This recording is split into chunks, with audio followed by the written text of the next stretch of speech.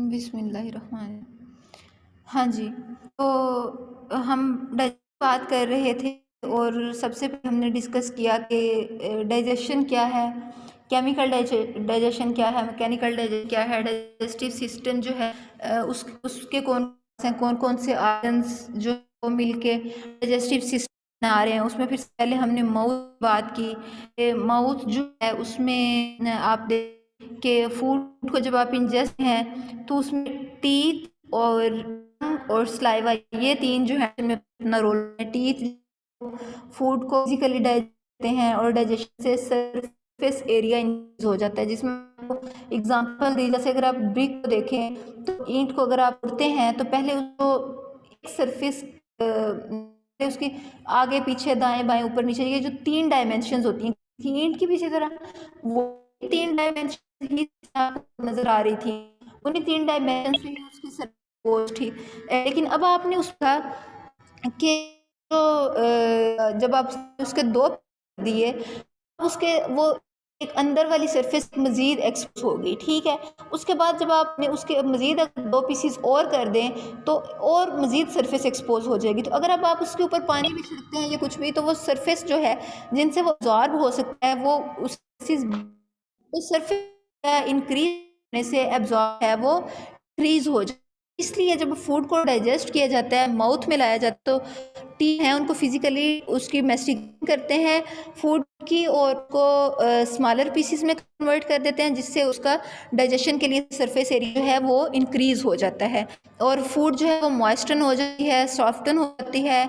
और जो उसकी पीएच की होती है, सेम एसिडिक होता है, बेसिक होता है, ठीक है। और अंदर जो स्लाइवा की देख लें, वाटर स्लाइवरी म्यूकस जो है स्लिपरी और स्लाइवरी क्या है, एंजाइम जो स्लाइवा में क्रिएट होता है, कौन सा एंजाइम, एमाइलेज। और एमाइलेज का क्या काम है, ये स्टार्च कार्बोहाइड्रेट है, बड़ा मालिक्यूल है और मालिक्यूल को एक छोटे पीस में कन्वर्ट कर देता है, छोटे छोटे इसके सब में कन्वर्ट कर देता है माल्ट में। 2 गुण मिलने से 1 माल्ट बनता है और ढेर सारे को उसके मिलने से स्टार्च बनता है। तो स्टार्च को उसके छोटे पीसीस कन्वर्ट करना कर रहा है एमाइलेज, क्या। उसके अलावा टंग का क्या काम होता है, फूड को मिक्स करती है स्लाइवा के साथ और फूड को रोल करके उसको एक बोलस की शक्ल दे देती है, स्मॉल शक्ल दे देती है और जब स्लाइवा से मिक्स हो जाती है तो उसको ये बोलस है। और बोलस को आप इजीली स्वालो कर सकते हैं, आप उसको इनगल्फ कर सकते हैं, निगल सकते हैं। और फूड जब उसको इनगल्फ करते हैं, बोलस फिर आगे कहाँ जाता है आपके डाइजेस्ट ट्रैक्ट के नेक्स्ट इसोफेगस में। इसोफेगस जो चीज ट्यूब है, इसका क्या फंक्शन है, ये एक्सक्रीट करती है और इसके जो है वो कॉन्टैक्ट करते हैं। तो फूड यहाँ से माउथ से जे शेप्ड आपको नजर आ स्टमक में आ जाती है। आपके डाइजेस्टिव की जो मस्कुलर है उसको हम कहते हैं पेरिस्टालसिस। और अगर अब प्रूफ पे हो रही है कि फूड मूव करिए, अगर पेरिस्टालसिस अपोजिट में हो जाए तो इसको एंटी पेरिस्टालसिस का वोमिटिंग में जो है वो बजाय की तरफ माउथ की तरफ है। स्टमक से एंटी पेरिस्टालसिस हो तो स्टमक में एसिड, अब एसिड जब एंटी पेरिस्टालसिस बैकवर्ड मूवमेंट से एसिड जब पे आपके आता है एसोफेगस में तो आपको सीने में जलन महसूस होती है, जिसको हम कहते हैं बर्न, ठीक है। तो ये इसका फिनोमेना फूड को नजर आ रहा है, ये फूड है, ठीक है। अब ये बोलस सूरत में अब के बोलस बन जो है ये आगे मूव करेगा और ये इसी तरह देखते जाएं आगे आगे ये अब इस आगे। अब आप ये देखें, ये जो है ये आपकी खुराक, ये सांस की नाली और ये वाली उसके पीछे खुराक की नाली और यहाँ फूड आ रही है। अब आप देखें कि ऊपर से तो एक ही नाली है ना, लेकिन नीचे जाके बाइफरकेट हो रही है, डिवाइड हो रही है। और ये कौन सी बन गई, आपकी रिस्पिरेटरी ट्रैक हो गया, डाइजेस्टिव ट्रैक हो गया। अब फूड जब आप वालों का है तो ये ऊपर एक ढक्कन है, इस इसके ऊपर और इसको बंद, ठीक है, और इसको बंद कर तो फूड पीछे गुजर जाती है। लेकिन किसी भी वजह से फूड पार्ट जो है इसमें एंटर होता है, इस रिस्पिरेटरी ट्रैक में, लिप्स में, आपके ट्रेकिया में।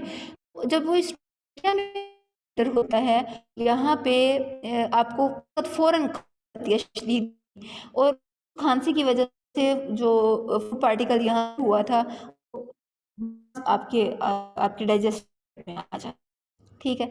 इस तरह से फूड पार्टिकल जो है वो इस पार्ट की वजह से फूड है वो आपके डाइजेस्ट ट्रैक में आती है, ठीक है। जब एसोफेगस मूव करती हुई फूड है वो स्टमक तक है, तो स्टमक जो है इसमें हमें डाइजेशन होती है और मैकेनिकल डाइजेशन। मैकेनिकल डाइजेशन से कि इस जो वाल्स हैं जब कॉन्ट्रैक्ट करती हैं तो उस जो चर्निंग से फूड जो है वो फिजिकली डाइजेस्ट होती है, मैकेनिकली डाइजेस्ट होती है, और उसके अलावा जो इसके अंदर एसिड रिलीज होता है, और उसके अलावा एक एसिड जो है वो फूड की पीएच को मेंटेन करता है, स्लाइटली टिक कर देता है पीएच को, और उसके अलावा जो यहाँ पे पेप्सिन एक एंजाइम रिलीज होता है, वो फिर में प्रोटीन्स की डाइजेशन को स्टार्ट करता है। याद है कि पी से प्रोटीन, तो पेप्सिन किस डाइजेशन करवाएगा? प्रोटीन्स, और प्रोटीन्स की डाइजेशन माउथ से नहीं स्टार्ट होगी, कहाँ से स्टार्ट होगी? स्टमक से स्टार्ट होगी, ठीक। तो अब जो टाइम और ये एसिड रिलीज है, तो ये जो उस के साथ मिक्स हो जाता है, फूड में से जो प्रोटीन पार्ट होता है उसकी डाइजेशन हो जाती है, ठीक है। और उसके जो फूड के अंदर में क्या फूड में जो होती है कि बैक्टीरिया वगैरह होते हैं, कोई पैथोजन हो सकते हैं, तो एसिडिक पीएच वो उन जिन्स को भी कर देती है। तो जब के अंदर माउथ से इधर एंटर हो तो फेगस में तो चुका था बोलस, अब जो फूड स्टमक के अंदर है और यहाँ से उसने आगे स्मॉल स्टाइन में एंटर, तो उसको ठीक है। और अब स्टमक के आप फंक्शन देखें कि एक तो ये स्टोर भी करता है, ठीक है, अलावा देखा पेप्स रिलीज करता है, उसके अलावा एक फैक्टर भी रिलीज कर, उस इंट्रिंसिक फैक्टर को हम आई भी कह सकते हैं। उसका मकसद ये है विटामिन B12 जो है उसकी ऑप्शन करवाता है स्मॉल में, यानी अगर हो तो तब ये विटामिन B12 जो है कि एब्जॉर्ब होगी स्मॉल इंटेस्टाइन में, ठीक है। तो ये इस तरह के इम्पोर्टेंट भी स्टमक रिलीज करता है, ठीक है। और उसके अलावा क्या कि स्टमक के अंदर फूड और प्रॉपर अमाउंट फूड की उसको रिलीज किया जाता है स्मॉल, ऐसे नहीं कि पूरा पूरा स्टमक वो जितनी उसको एकदम से कर दे उस स्मॉल इंटेस्टाइन में, बल्कि थोड़ी थोड़ी करके फूड जो है उस पोर किया है स्मॉल इंटेस्टाइन में, और फूड को जो स्टमक से पोर होती है स्मॉल, उसको हम कहते हैं, ठीक है। और उसके अलावा जो एक चीज़ रिलीज होती है स्टमक में वो है एक इंजाइम हार्मोन गैस, और गैस जो है वो डाइजेशन करता है। किस तरह से करता है?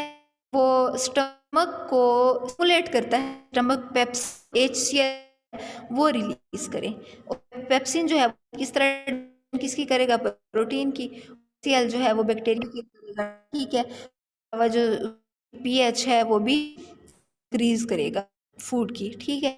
और उसके अलावा हमने जो देखा कि डाइजेस्ट के साथ कुछ एक्सेसरी ऑर्गन्स हैं जो अटैच होते हैं, उसमें हमने लीवर और गाल ब्लैडर, लीवर है वो जूस क्रिएट करता है जो कि कहाँ पे होता है? गाल ब्लैडर में। स्मॉल इंटेस्टाइन है तो वो फिर गाल जो है वो उसको बाइल जूस रिलीज करता है इंटेस्टाइन में, लेकिन जूस को के लिए लिवर को स्टिमुलेट कौन करता है? गैस्ट्रिन। तो गैस्ट्रिन रिलीज कर रहा है, ये हम किस देख रहे हैं? स्टमक, ठीक है। तो उसके अलावा अगर फूड जो है वो अल्कलाइन हो, यानी उसकी जो है बहुत ज़्यादा हो, तो ये करता है, उसको नर्वस करता है। एसिड जो है, ठीक है। अब उसके बाद स्टमक से फूड कहाँ आएंगे, स्मॉल इंटेस्टाइन। ये जो आपको इतना कन्वोल्यूटेड पार्ट नजर आ रहा था, ये स्मॉल इंटेस्टाइन है और ये 7 लॉन्ग होती है।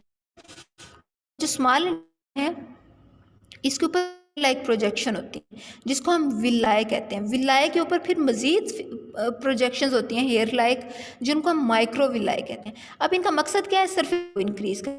इस चीज़ को आप यूं समझें, अगर एक प्लेन कपड़ा है, उस उसमें देखें कि अगर आप अपने हाथ साफ करते हैं या उसको टॉवल यूज करें तो वो कितना एब्जॉर्ब कर सकते हैं। और अगर देखें जो टॉवल है, टॉवल के ऊपर जो प्रोजेक्शंस हैं, ऊपर हेयर लाइक प्रोजेक्शंस हैं उसके ऊपर होते हैं, उस वजह से उसका सरफेस इंक्रीज हो जाए। अब आप समझो ये बताए कि किस जो कैपेसिटी है वो किसकी ज्यादा है,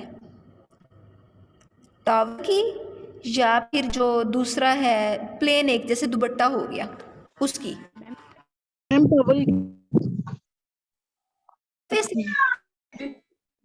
जिस चीज का सरफेस एरिया ज्यादा होगा उसी चीज की जो एब्जॉर्प्शन की कैपेसिटी हो वो ज्यादा होगी, ठीक। तो इसके ऊपर अंदर अंदर सतह पे इनर सरफेस ये जो इंटेस्टाइन है वहाँ पे हेयर लाइक प्रोजेक्ट होती हैं जिनको हम विलाय कहते हैं। विलाय के मजीद उस एक्सटेंडेड स्ट्रक्चर होते हैं जो हम माइक्रो कहते हैं, और ये इसलिए होते हैं सरफेस एरिया इंक्रीज कर एब्जॉर्प्शन की।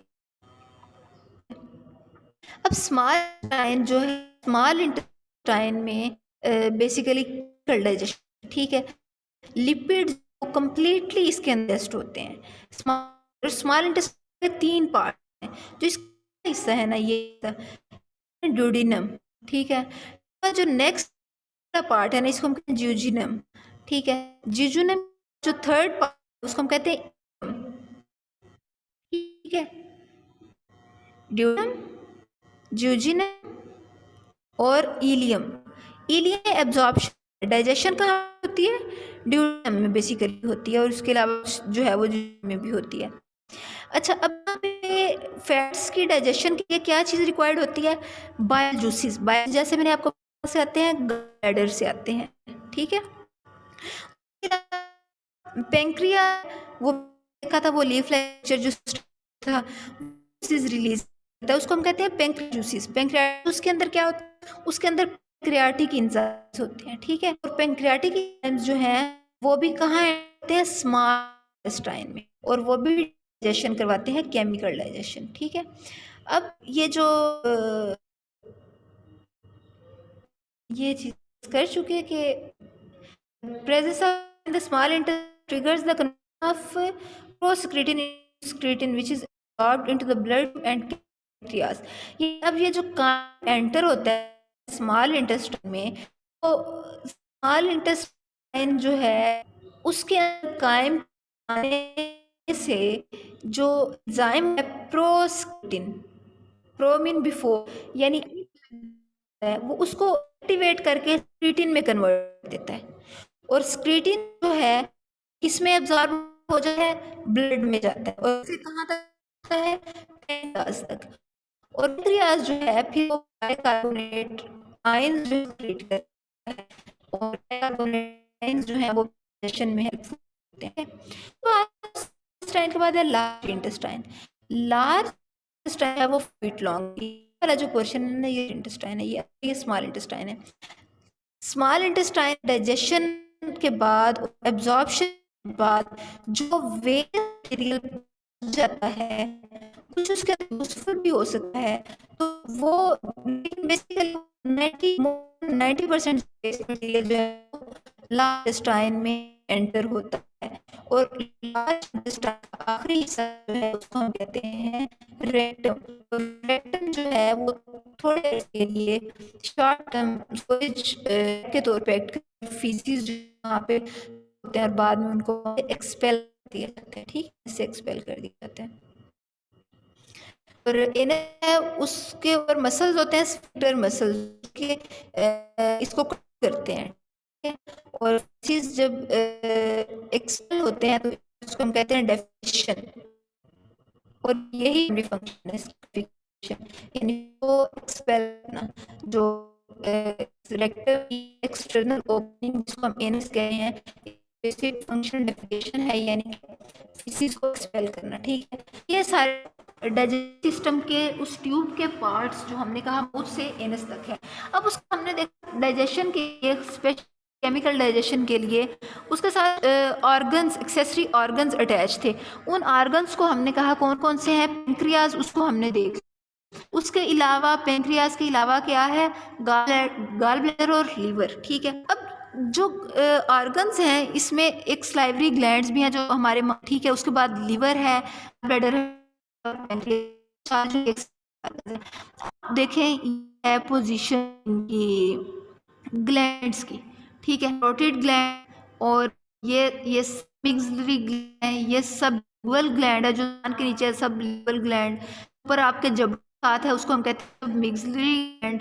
ठीक, और पीछे कर को हम कहते हैं प्रोटेड ग्लैंड। ठीक, ये ग्लैंड जो है सलाइवा सेक्रेट करते हैं। ठीक है, अब इसमें फिर हमने स्लाइव पोजीशन देखी, उसमें भी होता है, म्यूकस होता है, तो ये हर एक का मुख्तलिफ लिखा हुआ है कि कहाँ से ज़्यादा वाटरी स्क्रीन होती है और कहाँ से म्यूकस। उसके बाद लीवर, लीवर है डाइजेस्टिव सिस्टम का सबसे ऑर्गन है, और ये क्वेश्चन में आ जाता है कौन सा जो ऑर्गन है वो सबसे बड़ा है, वो लीवर। लीवर क्या क्रिएट करता है, बाइल, और हो जाता है गट में, और जब स्मॉल इंटेस्टाइन में कायम है तो जो बाइल है रिलीज होता है। ठीक है, अब उसके बाद क्या होता है, हम में रिलीज करता है। ठीक है, जब आप खा सकते हैं उस टाइम जब उसके अंदर जाता है।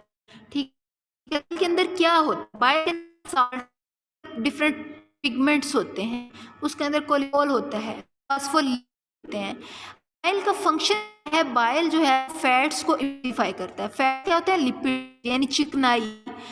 उसको कैसे इमल्सिफाई करता है, इमल्सिफिकेशन का मतलब है कि उसको जो वाटर कंटेंट इंटेस्टाइन में डिसॉल्व कर, इमल्सिफिकेशन का यही उसको डिसॉल्व करना, उसको उस वाटर, वैसे तो देखिए अगर आप ऑयल को डालते हैं पानी में डिसॉल्व होता है, वो नहीं होता।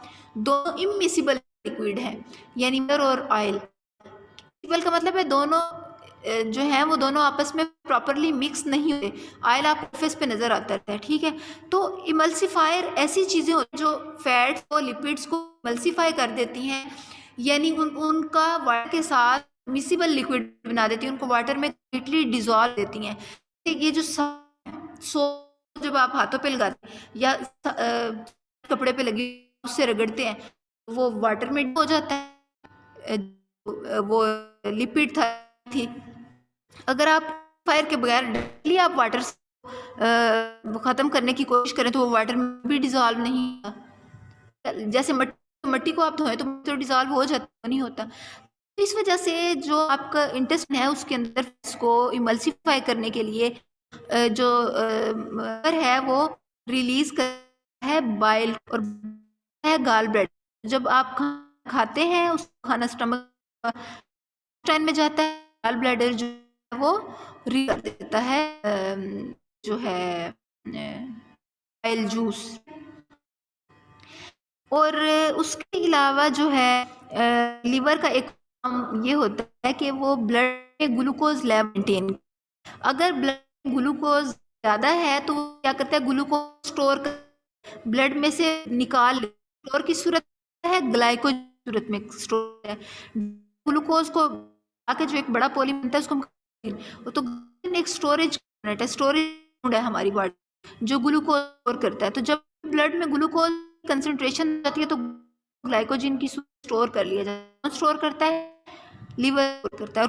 हार्मोन ये फंक्शन परफॉर्म कर ये इंसुलिन। ठीक है, शुगर लेवल ज़्यादा तो उनको दी जाती है ना, ताकि उसमें ब्लड लेवल कम हो जाए। ठीक, उसके जो नेक्स्ट एक्सेसरी ऑर्गन है पेंक्रियाज। ठीक है, ये अब फंक्शन थे, ये हमारा ये चूंकि रिलेटेड नहीं है तो नहीं पढ़ डाइजेशन रहे हैं, ठीक है। उसका पेंक्रियाज है, ठीक है। पेंक्रियाज जो है वो भी केमिकल रिलीज करता है डाइजेशन के लिए, और वो केमिकल्स होते हैं बायोनेट आयंस होते हैं, जो कि एसिडिक कायम आता है ना स्टमक से, उसकी पीएच को वो ज्यादा करते हैं। एसिडिक पीएच वो होती है जो होती है, वो न्यूट्रल होती है। सेवन से जो ऊपर होती है वो बेसिक पीती है, अल्कलाइन। तो जो कार्बोनेट आयन है वो जो एसिडिक कायम है उस पीएच को रेज कर 9 तक ले जाता है, 2.5 होता है 9 तक ले जाता है, ठीक है। इससे वो जो पेप्सिन रिलीज हुआ था वो इनएक्टिव हो जाता है और पेप्सिनोजिन में कन्वर्ट हो जाता है, ठीक है। क्योंकि अब जाहिर वहाँ से जो प्रोटीन डाइजेशन का काम था वो हो गया, अब है वो कहाँ पे ड्यूडिनम में आ गई, तो अब क्या हुआ कि जो पेप्सिन है उसका काम खत्म हुआ, वो इनएक्टिवेट हो जाएगा, ठीक है। इंजाइम हमने इमाइल को देख लिया था कि ये जो बड़े बड़े मॉलिक्यूल्स हैं उनको कट करके ये देखिए, ये एक बड़ा मॉलिक्यूल, अब ये इस 3 छोटे छोटे बने, ठीक है। और इन 3 को भी आप जब इनकी मजीद ब्रेकडाउन हुई तो ये 6 बन गए। ये एक ग्लूकोज का मॉलिक्यूल है, कॉर्नर रिंग आ रहा है, ये ग्लूकोज का मॉलिक्यूल है, ठीक है। माइलेज जो है बड़े बड़े मर हैं उनको छोटे मॉलिक्यूल में कन्वर्ट कर रहा है, फिर उसके बाद मजीद में सिंगल मॉलिक्यूल्स में कन्वर्ट कर रहा है। इसको हम सैकराइड कहते हैं। 2 ग्लूकोज या 2 सब यूनिट मिलने से एक बनता है, उसको डाइसैकराइड कहते हैं। और जो ये होता है उसको हम कहते हैं सैकराइड, ठीक है। अब उसके बाद जो है ट्रिप्सिन, ये प्रोटीन डाइजेस्टिंग एंजाइम है। ये स्टाइन कौन रिलीज, पेंक्रियाज रिलीज करता है। यार जो प्रोटीन है उनको स्मॉल में कन्वर्ट कर देता है, ठीक है। और ये देखें एक लार्ज प्रोटीन, अब इसके ये देखें पार्ट्स बन गए, एक ये पार्ट, ये एक ये वाला पार्ट, आपको में स्पेसिस यानी ये एक लार्ज मॉलिक्यूल टूट गया। ये लार्ज पोलीप्रोटीन लार्ज प्रोटीन थी, इसकी ब्रेकडाउन और इसमें कन्वर्ट किया स्मॉलर चेन। अब जो चेन मिलके बनी है इम्यूनो एसिड, इनसे उन बेसिक को हम कहते हैं इमाइनो एसिड। तो अब वाली जो है ये किस में कन्वर्ट हो, इमाइनो एसिड, ठीक है। तो इस तरह से जो पेंक्रियाज उन्होंने प्रोटीन डाइजेशन में अपना रोल प्ले किया, और फाइनल जो प्रोटीन डाइजेस्ट हो रही हैं इनको इरिप्सिन एंजाइम डाइजेस्ट कर। इरिप्सिन एंजाइम कहाँ से रिलीज होते हैं, पेंक्रियाज से, ठीक है। हो गया यहाँ तक आप? Yes ma'am.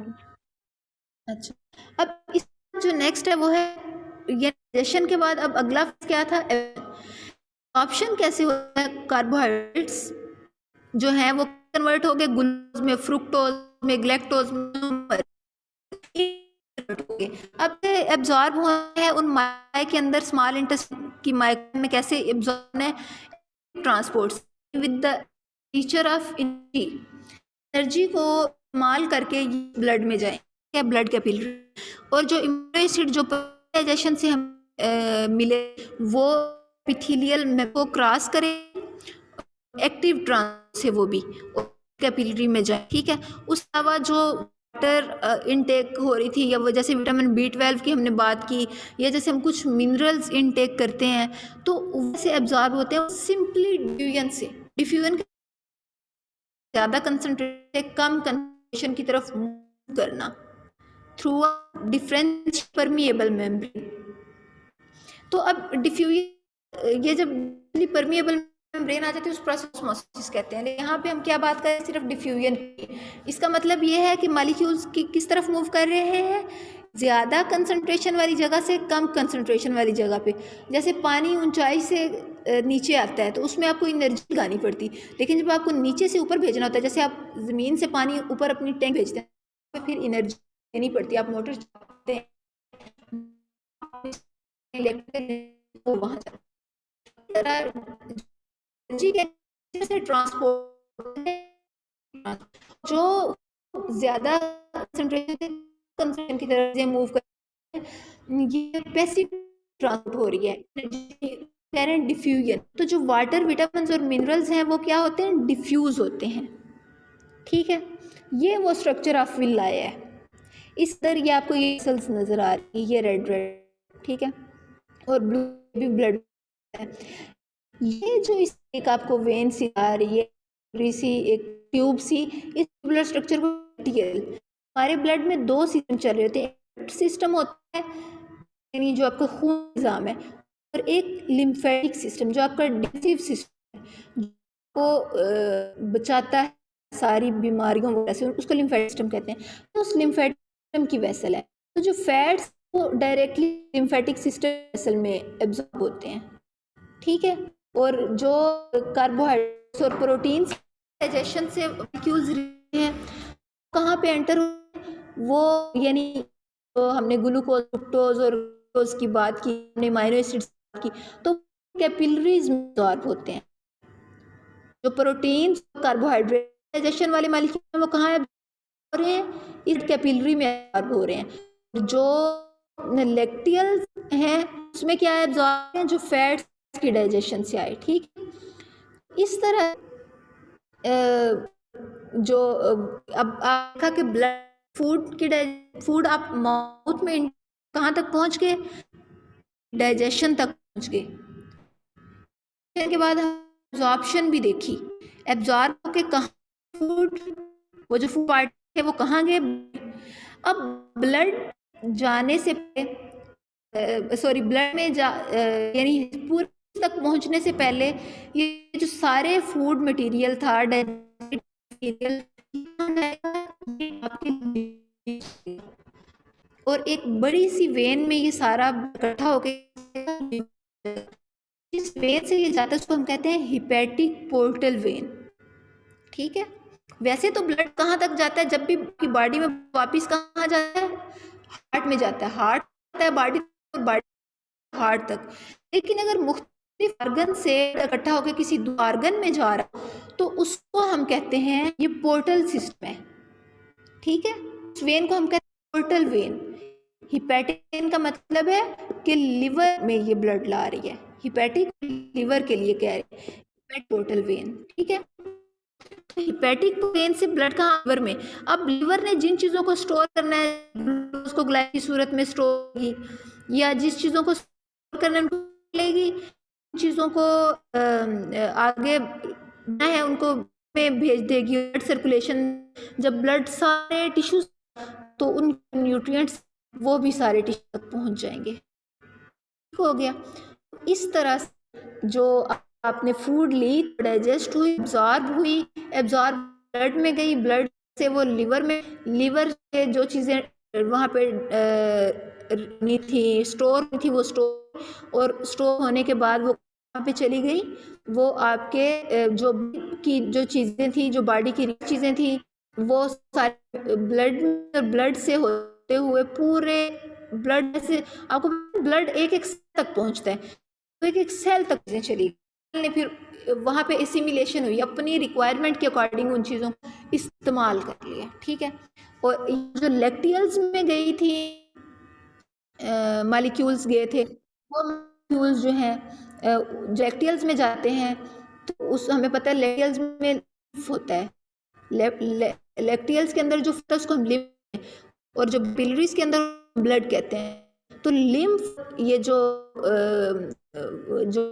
फूड थी वो मिलती है फैट, तो उसको हम कहते हैं कायल है, ठीक। और कायल जो है वो भी स्ट्रीम में जाता है, और स्ट्रीम से आगे पूरी आपके सेल्स हैं, ठीक। तो इस तरह जो फैट्स, प्रोटीन्स, कार्बोहाइड्रेट वो सारे सारे आपकी बॉडी तक, आपके बॉडी हर सेल तक जाते हैं, सारे टिश्यूज तक, सारे ऑर्गन, आपके ब्रेन, आपके किडनीज, और सारे जितने आपकी बॉडी में ऑर्गन्स हैं, जितने सेल्स, उन सब होते हैं। तो ये सारा हमारा डाइजेशन से। कोई जो आपको ना समझाई हो, पॉइंट जो ना क्लियर हुआ हो तो आप पूछ सकते हैं।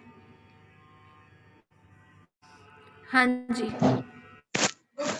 मैम क्लियर है, सारा क्लियर हो गया, किसी का कोई यस मैम। क्वेश्चन? अच्छा, सब क्लियर रही अब इस भी हमारी मीटिंग? यस चलिए ठीक हो गया जी, थैंक यू सो मच।